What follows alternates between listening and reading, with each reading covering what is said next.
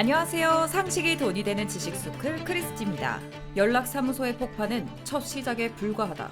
지난 13일 개성공단 남북공동연락사무소가 폭파되는 모습이 전 세계에 공개됐습니다. 김여정 북한 노동당 제1부부장이 형체도 없이 무너지는 비참한 광경을 보게 될 것이라고 한 지 사흘 만입니다. 폭파 전문가들은 북한이 강력한 장면을 연출해서 남한과 미국을 압박하는 데 집중한 것 같다고 분석했습니다. 또 폭탄의 배치를 봤을 땐 이번 도발이 완전 파괴를 노린 것 같다고도 했죠. 그런데 미국의 한 매체를 통해 북한에서 완파했다고 한 남북공동연락사무소가 사실은 전부 무너진 게 아니란 사실이 드러났습니다. 완전히 파괴됐다는 북한의 주장과는 다르게 일부만 폭파된 채 지금도 그 자리에 우뚝 서 있는 모습이 위성사진으로 공개된 겁니다. 한국의 자본과 기술력으로 지어진 연락사무소는 철근 콘크리트 라멘 구조로 설계돼 있어서 정확한 위치에 폭탄을 설치해야 하는 폭파 공법이 필요합니다. 그런데 북한은 일반 산업용 폭약보다도 강도가 센 군용 폭약 TNT 100kg 이상을 사용했음에도 완파하지 못했습니다. 즉, 북한의 폭파 공법 기술이 형편없었던 거죠. 북한의 열악한 기술력이 공개되면서 전 세계 사람들은 북한이 한국의 건축 기술을 홍보한 꼴이 됐다며 비웃었습니다. 하지만 창피함을 모르는 북한은 여기서 멈추지 않았습니다. 노동신문에 인간 쓰레기들의 서식지인 남조선 땅에 삐라벼락을 뿌리겠다는 내용과 함께 우리 군대의 자제력은 한계를 넘어섰다며 당장이라도 우리와 전쟁을 일으킬 수 있다는 듯한 발언을 담았거든요. 북한은 이렇게 매체를 통해 몰상식한 언어를 구사하며 비방 여론전을 펼치는 동시에 남북 합의로 비무장화된 지역에 다시 진출하고 대남 전단 살포까지 예고하면서 군사 행동을 점점 구체화하고 있습니다. 우리 국방부는 북한의 도발이 실제 행동에 옮겨질 경우 반드시 그에 대한 대가를 치르게 될 것이라고 경고했습니다.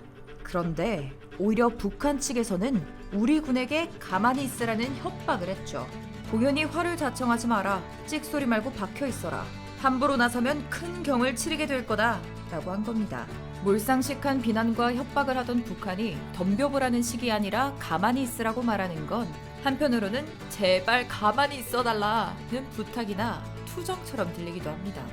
혹시 북한이 삐라를 보내기에 앞서 한국 군대의 경고에 움찔했던 건 아닐까요?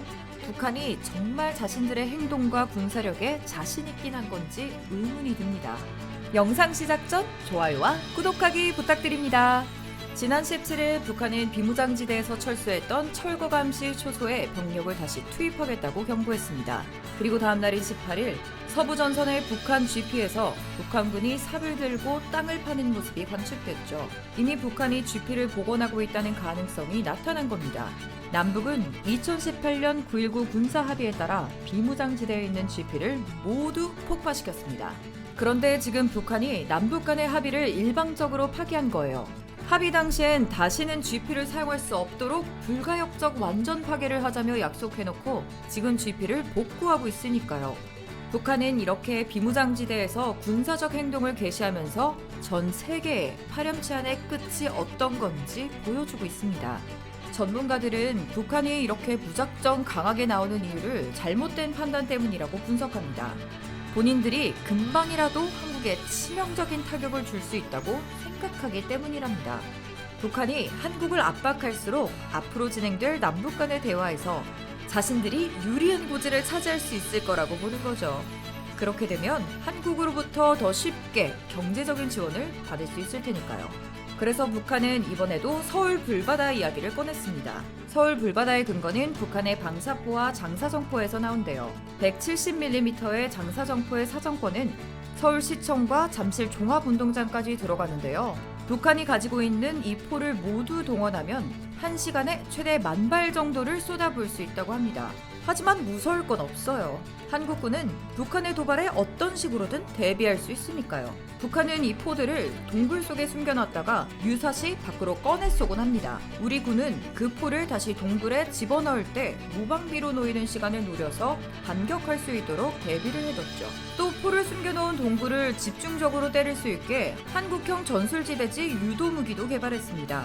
거기다 한미의 항공유도 폭탄까지 사용한다면 북한이 서울 불바다를 주장하던 무기들의 핵심은 반나절 만에 없어진다고 합니다.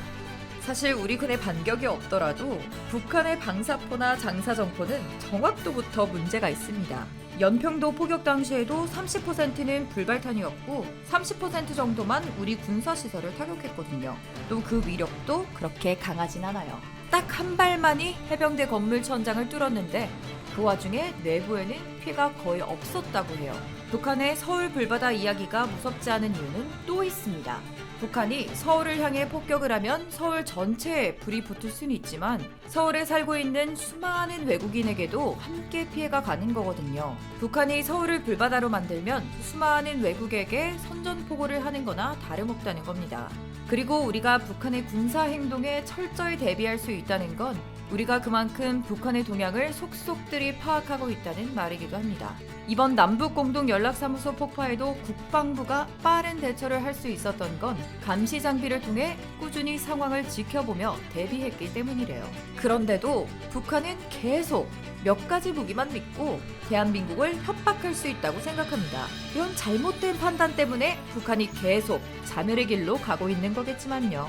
우리나라에선 지난 17일에 또다시 발생할 북한의 서북도서 도발에 대비해 연평도에 해병대 병력을 긴급 투입했습니다. 병력 투입 당일은 K9 자주포를 이용한 서북도서 순환훈련도 실시했죠.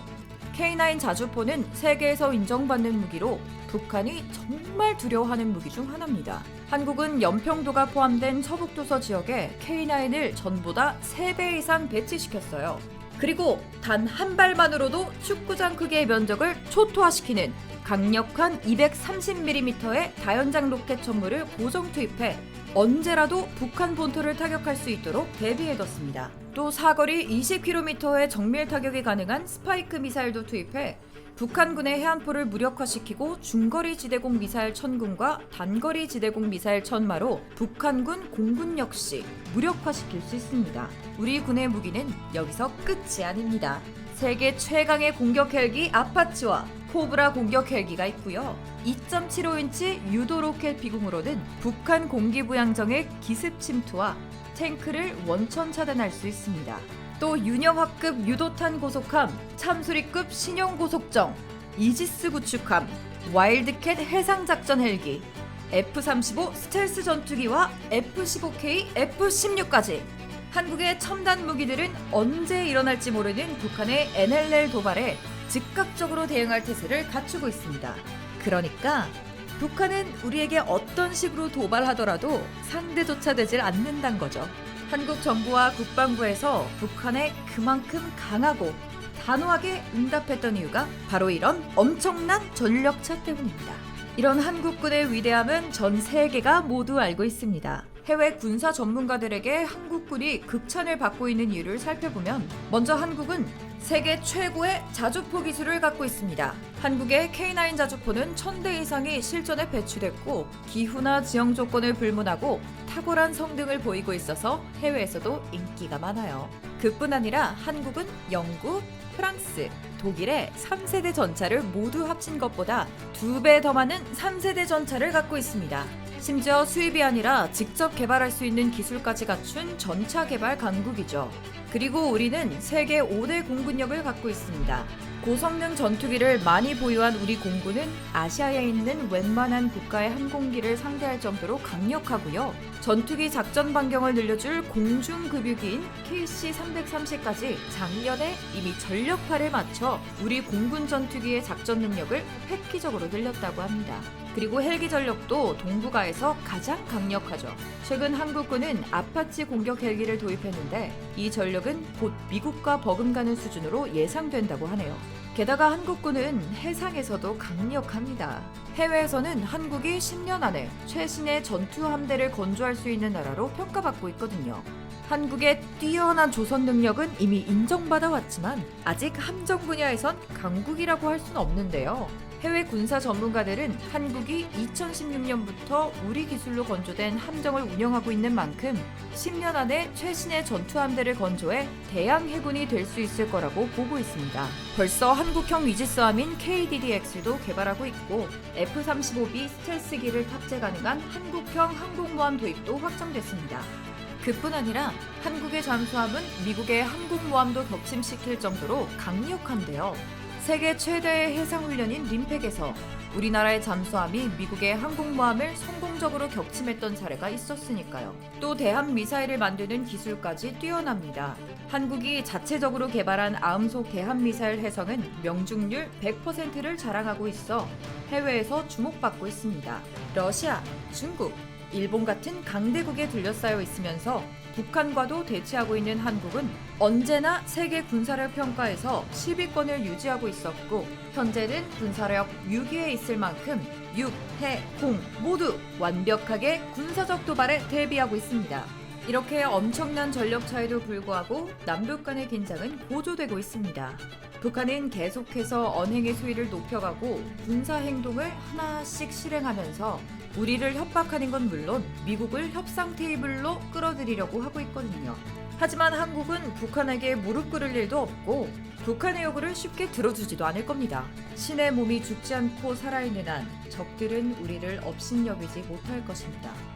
강력한 군대만큼이나 우리 국민들의 안보관은 충무공 이순신 장군의 위엄처럼 적들이 두려워할 만큼 엄청난 수준이기 때문입니다. 과거 군사 도발이 있을 때 우리나라 예비군들은 투철한 안보관을 보여줬는데요.